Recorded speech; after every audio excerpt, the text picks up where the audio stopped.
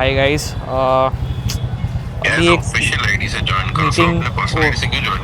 एक मीटिंग में चल रहा है, काइंड ऑफ गेटिंग कंफ्यूज्ड। 10 बज रहे अभी। अबे यार मीटिंग से निकल गया, क्या हो क्या रहा है। And Raj is there with me. हम बस एक मीटिंग निपटा के आए थे। भाई everyday is a pressure, content नहीं मिल रहा, सीटी मार रहे, वो अभी भगा रहे अपने को। यही है भाई, जहाँ जाए लोग भगा रहे, क्या कर सकते हैं।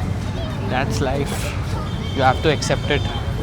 बीइंग फिलोसॉफिकल नाउअडेज, पता नहीं क्यों।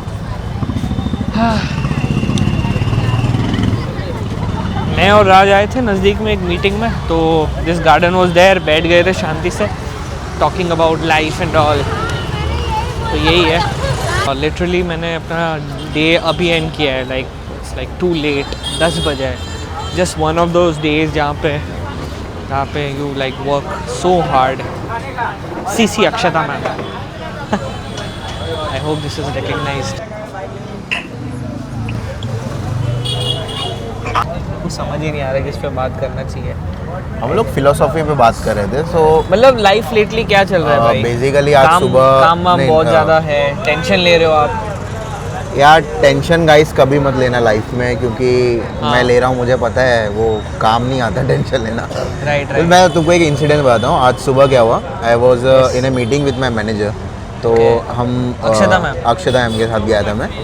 एंड देन हम when we were coming out from the restaurant, तो वहाँ पे देयर वाज अ स्मॉल, हाँ होटलों से नो तो we were coming out from the restaurant and वहाँ पे there was a child, girl child थी, और वो एकदम से आके अक्षता पे ऐसे कि लाइक होल्ड करने लग गई कि मेरे को खाना दो, नहीं तो मैं ऐसे लाइक समथिंग। तो अक्षता वाज लाइक कि यार कैसे, मतलब।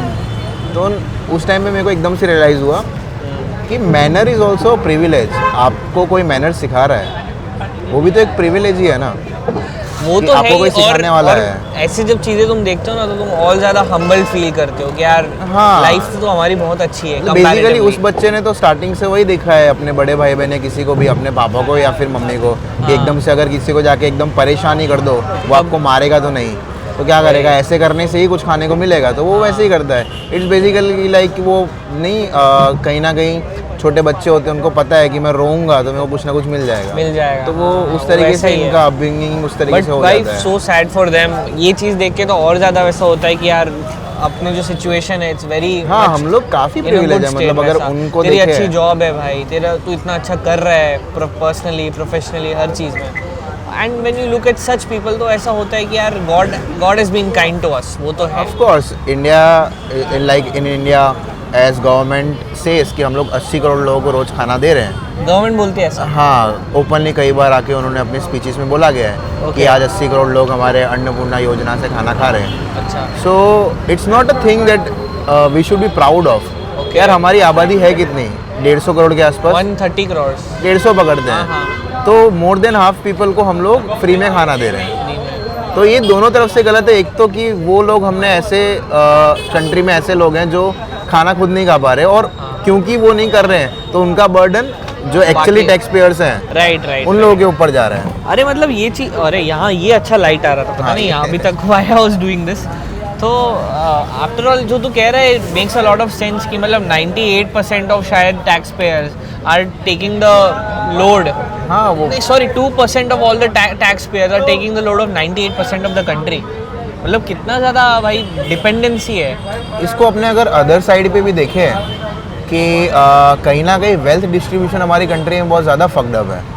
Richer are getting richer and poor getting poor. वो तो भाई वो है, देखा है वो चीज़। अगर हम सीधा बात करें तो इफ़ यू कैन सी, अभी जो रिसेंट केस हुआ है फ्लाइट का।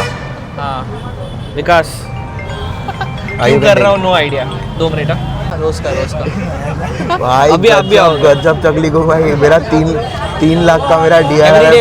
ऐसे करूंगा ना 2 दिन में एक्चुअली DRR, तो इनको चाहिए ना DRR, वो हो जाएगा।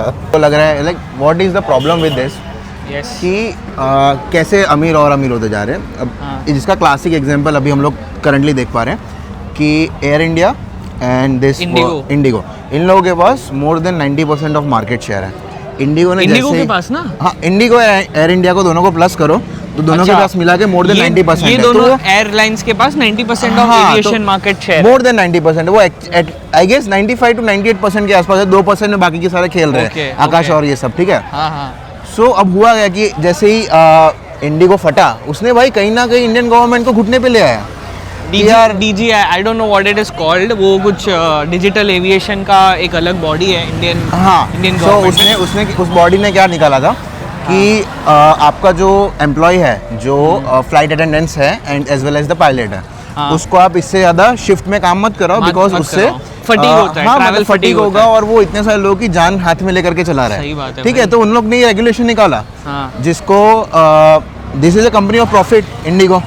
उनको तो प्रॉफिट से मतलब है, तो वो कब होगा जब फिक्स कॉस्ट है वो कम हो जाएगा। भाई इंडिगो के हर टाइम स्लॉट्स पे फ्लाइट अवेलेबल है। अरे भाई उसने इस तरीके से आधे घंटे में, लाइक लिटरली, कि तुम्हारे पास एक ऑप्शन तो है इंडिगो जिसका भाव कम है। वो भाव कम कब कर पा रहा है? जब उसका फिक्स कॉस्ट कम होगा। फिक्स कॉस्ट में क्या होगा? फ्यूल वगैरह तो है, मेन जो स्टाफ की सैलरी है, तो वो इसलिए वो ऑप्टिमाइज कर रहा है। ऑप्टिमाइज मेरा वर्ड है।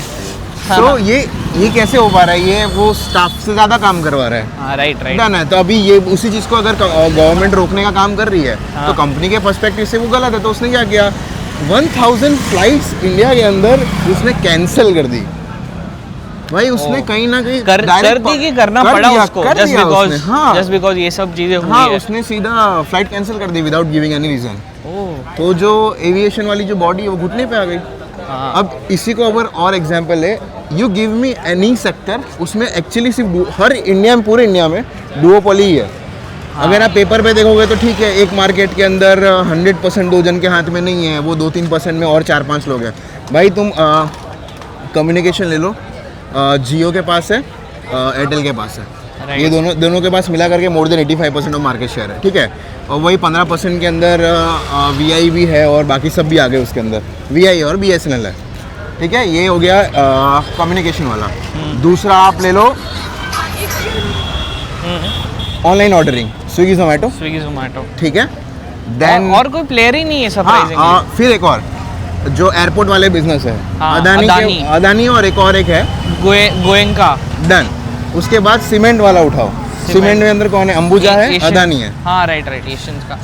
Sorry, Ambuja is in Adani, UltraTech और अदानी। जो भी हो, मतलब इन शॉर्ट बहुत ज़्यादा वेल्थ डिस्ट्रीब्यूशन पूरे इंडिया में 7 से 8 sector I was going through, जिसमें सिर्फ और सिर्फ डुओपोली है। Got it. तो which is again not a very great thing, because यहाँ पे डिपेंडेंसी बहुत हो जाती है। अरे वही 2-3 कंपनी के ऊपर डिपेंडेंसी हो जाएगी, और वो क्या करेंगे? गवर्नमेंट को ऐसे ही कुछ क्लैश होगा, इंडियन गवर्नमेंट एम्प्लॉयज़ के बारे में या पब्लिक के बारे में सोचेगी, वो लोग बोलेंगे अरे कैसे हम सर्विस ही बंद कर देंगे। Oh shit.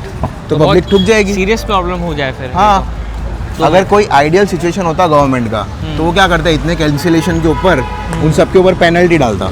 हाँ यार, जो भी फ्लाइट्स है इंडियो के ऊपर पेनल्टी डालता कि हाँ भाई एक बंदा जो एग्जाम में नहीं जा पाया तुम्हारी वजह से, पेनल्टी डालता उसके ऊपर। भाई लोगों की शादियां कैंसिल हुई है। जूम कॉल पे रिसेप्शन अटेंड कर रहा है बंदा, एक बंदा अपने पापा की अस्थियां लेके बैठा है। इस टाइप की situation, this is all because we have put all our stakes into one airline or one particular player in the market, जो नहीं होना चाहिए। एयर इंडिया कितना करेगी खींच के? मार्केट हेल्दी होना चाहिए बॉस, ऑफ कोर्स। बट ये अगेन मतलब बिजनेस का रूल ही ऐसा है भाई। इंडिया में तो ऐसे लोग मानते हैं कि बिजनेस ऐसा करो कि और कोई टिक ना पाए। सिंपल है, तो लोगों को टिकने नहीं दे रहा। हमने भी MBA किया है, ठीक है। तो वो बेसिकली है कि आप क्या करोगे, या तो वर्टिकली अपने आप को एक्सपांड करोगे, या तो हॉरिजॉन्टली एक्सपांड करोगे। ठीक है। हॉरिजॉन्टली एक्सपांड में क्या हो जाएगा कि आप अपने ही सेक्टर के अंदर और जो छोटे मोटे नए जो आ रहे हैं स्टार्टअप हो गए या दूसरे, उनके सबको एक्वायर करो, पूरा मार्केट शेयर अपने हाथ में ले लो। मार्केट शेयर हर कोई अपने हाथ में लेना क्यों चाहता है? वही चीज़ जोमेटो ने भी किया है इन फूड सेक्टर। हाँ, जोमेटो है, डाइनिंग है, हाइपर प्योर है, फिर O2 तो है ही अपना फ्लैगशिप। तो मतलब that's a very crazy thing. Ecosystem पूरा उसने कर दिया कि भाई raw material supply hyper pure, online ordering Zomato platform, dining तो डिस्ट्रिक्ट, सब कुछ आ गया इसमें। क्रेजी। चलो ending the vlog here. Stay happy, stay healthy, और चलो गुड बाय।